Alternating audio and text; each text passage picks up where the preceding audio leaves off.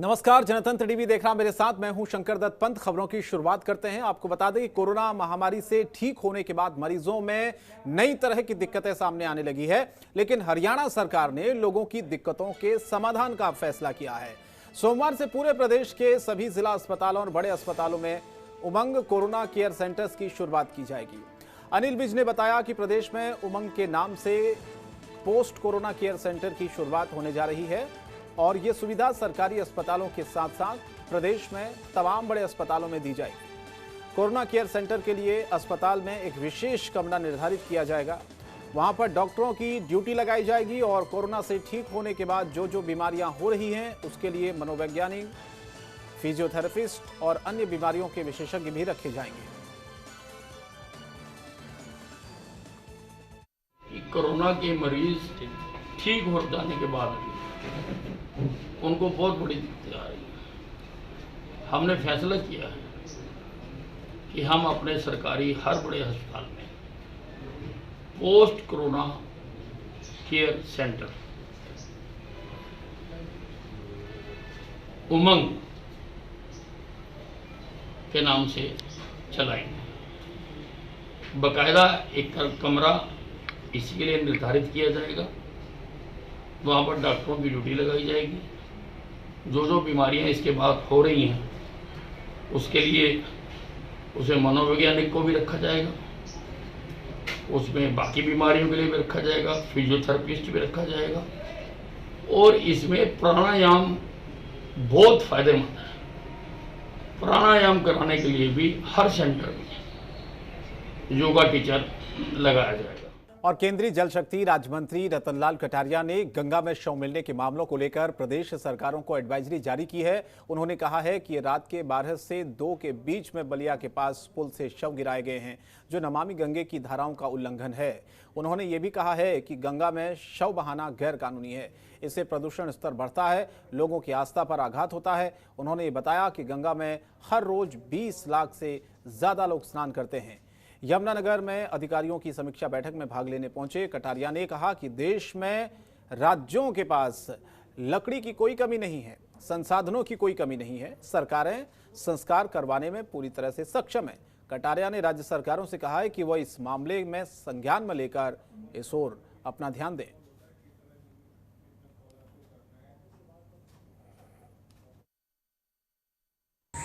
सोनिया गांधी, राहुल गांधी, प्रियंका गांधी, 25 साल हो गए इनको मोदी जी के खिलाफ जहर उगलते हुए।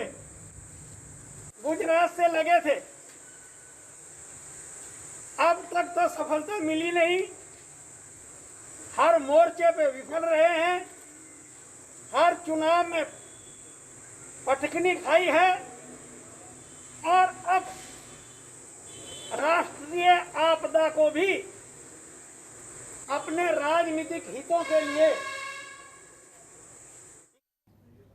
और कोरोना की जंग में जहां स्वास्थ्य विभाग दिन रात लगा हुआ है, तो वहीं अब बीजेपी ने यमुनानगर में ऑक्सीजन कंसंट्रेटर बैंक बनाया है, जिसके लिए 7 ऑक्सीजन गैस कंसंट्रेटर यमुनानगर में लगाए गए हैं।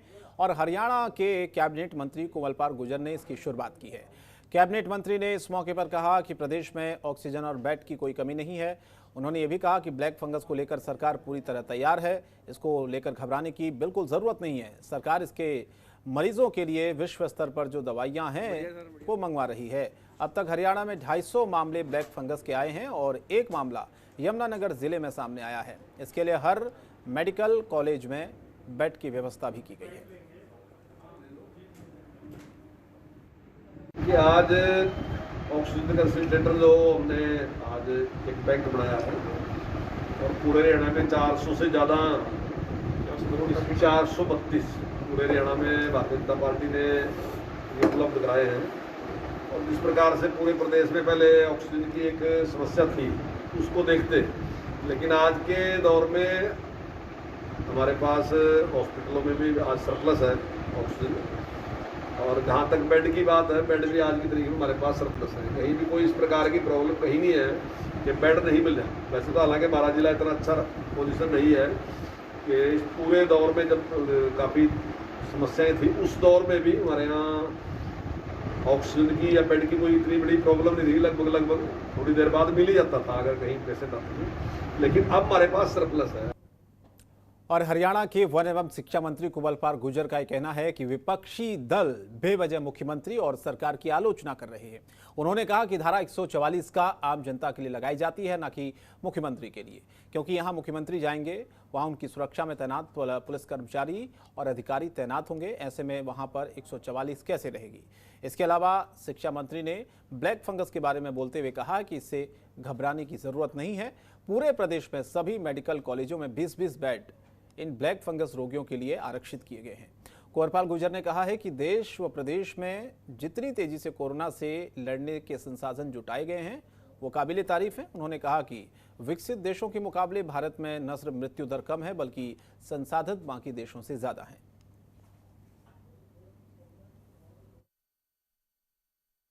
पूरे प्रदेश में हमने जितने भी हमारे मेडिकल कॉलेज हैं उनमें 20-20 बेड की व्यवस्था करती है, 20-20 बेड हमने उसकी पूरी जरूरत करती है। दूसरा, मैं आपके चैनल के माध्यम से एक बात जरूर कहना चाहूँगा कि उससे इतनी घबराने की जरूरत नहीं है लोगों को, क्योंकि वो कोई ऐसा नहीं है कि एक से दूसरे व्यक्ति को संक्रमित कर सकता है, ऐसा उसका नहीं है।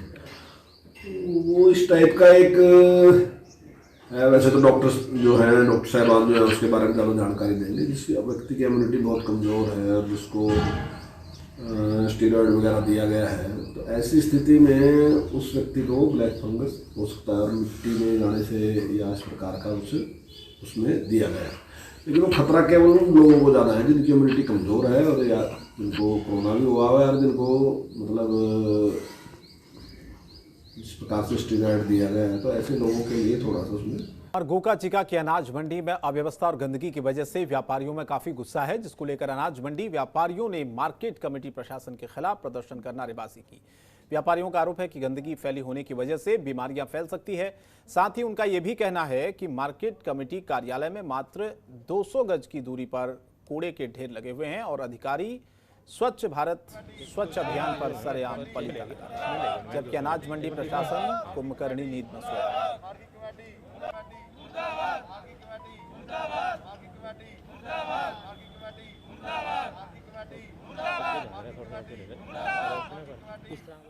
समस्या है जी, ये ढेर यहाँ पर लगा हुआ है, कोरोना का कहर है जी, कोई हमारी सुनवाई नहीं है जी। हम हमारी कमेटी में आज गए थे, वहाँ पर एक कर्मचारी मिला, उनका सेक्रेटरी साहब के अंदर मीटिंग चल रही थी, हमें अंदर मिलने नहीं दिया, वो कह रहे बाद में आना, हमें और कोई वहाँ कोई कर्मचारी नहीं मिला, इसलिए हमें आपको बुला कर ये कदम उठाना पड़ा हमारी कमेटी की तरफ से। भैया इसको हमारे से 15,000 रुपये पर साल लेते हैं जी ये फट का किराया जिम्मेदार के दाने गिरने के लिए जी, लेकिन हम कबाड़ गिरने के लिए दाने पैसे थोड़ी देते हैं उनको जी। दाने गिरते हैं तो 15,000 रुपये साल का देते हैं, सारे बूथ वालों से लेते हैं जी वो, लेकिन फिर भी ये कबाड़ गिर रहे हैं यहाँ पर जी। इसको उठाने के लिए हमारी ये मांग है हमारी कमेटी से, इसको उठाया जाए बस। और पूर्व मुख्य संसदीय सचिव रामपाल माजरा ने कहा है कि कोरोना काल में कलायत व राजौंद ब्लॉक में रिचार्ज बोर लगाए जाने के नाम पर 2.5 करोड़ रुपए का घोटाला किया जा रहा है, जबकि करीब 20 करोड़ रुपए तालाबों की खुदाई करने पर, नालों की सफाई के नाम पर घोटाला किया गया है।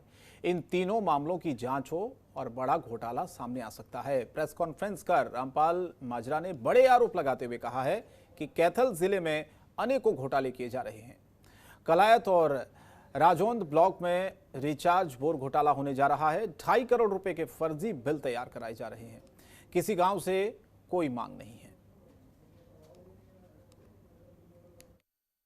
2.5 करोड़ की रसीदें तैयार की गई हैं, असंध से लाई गई हैं, कोई किसी प्रकार की कोटेशन नहीं ली गई, किसी प्रकार का इसके लिए कोटेशन इनवाइट नहीं किए गए, एकदम से ऑर्डर दे दिए गए, हर पंचायत को बिल थमा दिए गए और पंचायतों का प्रशासक वीडियो उससे पेमेंट करने के लिए कहा। केवल एक बोर पे काम शुरू हुआ फरियाबाद गांव में और उसके 10 फुट पे एक बोर ऑलरेडी पहले से ही लगा हुआ और पहले पंचायत गांव के लोग मांग करते हैं ये बोर लगाए जाएं। इवन ग्राम सभा की मीटिंग में आजकल तो पहले एजेंडे सारे पास किए जाते हैं, किसी पंचायत में मांग नहीं की गई, किसी पहले से ही जहाँ जरूरत थी वहाँ रिचार्ज बोर लगे हुए हैं। और रिचार्ज बोर लगाने के लिए भी विश्व बैंक ने ये कहा हुआ है कि कोई भी गहरे बोर लगाएगा, गंदा पानी उसमें डालेगा तो उससे स्वीट वाटर जोन खराब हो जाएगा। खबरों के निष्पक्ष विश्लेषण के लिए सब्सक्राइब करें जनतंत्र TV. and press the bell icon. Never miss any update.